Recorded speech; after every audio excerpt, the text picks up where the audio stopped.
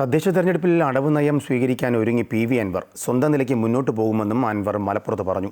ആരുടെ വാതിലിലും മുട്ടാനോ തുറക്കാനോ തൽക്കാലത്തേക്കില്ല.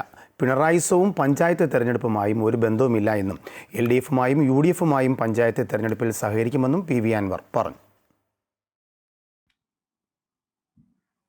സമദൂരം അടവ് ഈ 22,000 ചില്ലാനം വാർഡുകളിലും പരമാവധി ആളുകളെ മത്സരിപ്പിച്ച് നമ്മളെന്താ പറയുക, ഒരു ബഹുജന അടിത്തറ കേരളത്തിലുണ്ടാക്കും.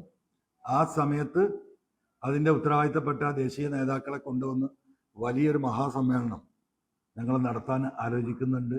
ആ രീതിയിൽ ഞങ്ങളൊരു പൊളിറ്റിക്കൽ എസ്റ്റാബ്ലിഷ്മെൻറ്റ് ഈ 5 മാസത്തിനുള്ളിൽ കേരളത്തിൽ നടത്തും. നമുക്ക് പരിപൂർണ ഫ്രീഡം ഇവിടുത്തെ പൊളിറ്റിക്കൽ സിറ്റുവേഷൻ വെച്ച് എടുക്കാനുള്ള നിർദ്ദേശം തന്നിട്ടുണ്ട്.